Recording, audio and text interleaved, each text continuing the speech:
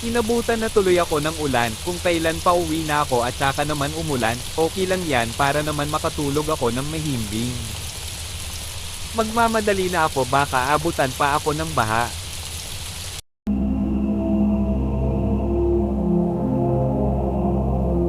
Magandang umaga sa inyo at makinig kayong lahat.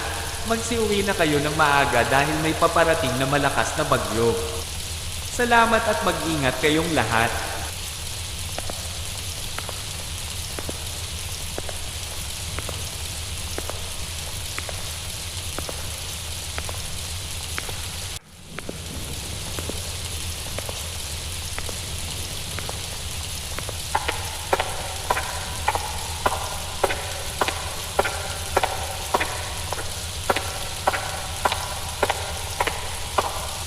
Ang pangit naman ng panahon ngayon, ang araw-araw tapos naulan.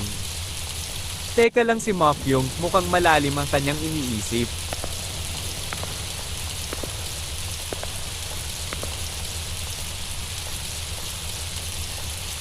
Kamusta ka naman, Mok?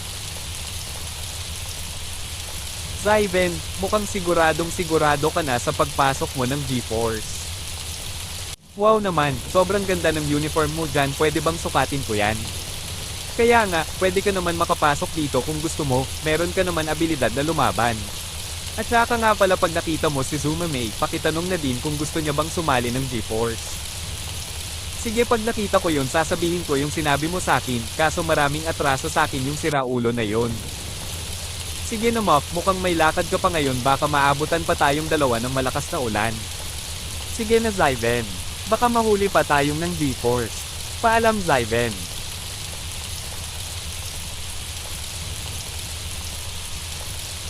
Salamat Mok, mag-ingat ka ulit, sana sa susunod na pagkikita natin maglaban tayong dalawa.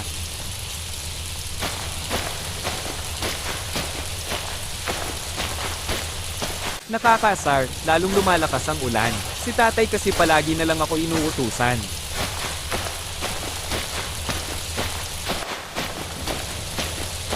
Buti naman nagkita na din tayo, alam mo ba na ilang araw na din kitang hinahanap dahil gusto kong makabawi sa ginawa mo sa akin nung nakaraan. Makakasigurado ako na makakaganti na ako ngayon sa'yo. Hindi ka ba talaga madadala sa mga ginawa ko sa'yo kahapon, parang gusto mo ata na dagdagan ko pa yung mga yon. Gusto mo ata Mok yung seryosong labanan ba ang hanap mo ngayon, sobrang bad trip ako ngayong araw na ito, baka sa'yo ko lahat mabuhos yung galit ko. Matagal ko nang gusto makita yan Zumamei, labanan mo ako ng seryoso, kaya wag kang magpigil sa akin. Kung ayan ang gusto mo, pagbibigyan kita, kaya simulan na natin bago tuluyan lumakas pa ang ulan.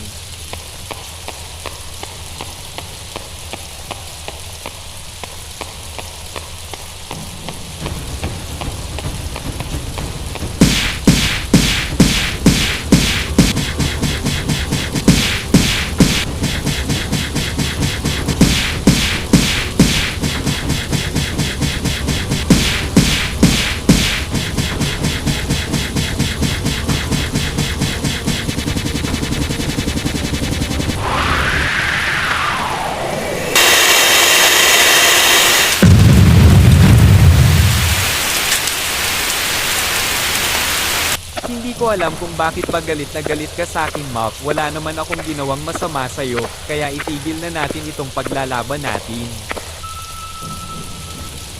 Hindi ako sa'yo magpapatalo Zumamei, kahit magulpi mo ako ng magulpi hindi ako susuko sa'yo. Dahil pinapangako ko sa sarili ko na lalampasan ko lahat ng mga tumalo sa akin, nais ko lang naman na ipaghiganti ko ang aking mga magulang na pinaslang ng mga halimaw. Kaya gusto kong lumakas Zumamei. Nasisiraan ka ba talaga ng ulo Mok, wala nang halimaw sa panahon ngayon dahil pinaslang na sila ng mga G-Force. Hindi pa ito natatapos Zumamei, lalaban pa ako, at nakakasigurado ako na tatalunin kita ngayon. Kung gusto mo talaga na lumaban pa ulit, tumayo ka dyan, di ba gusto mo naman maging malakas?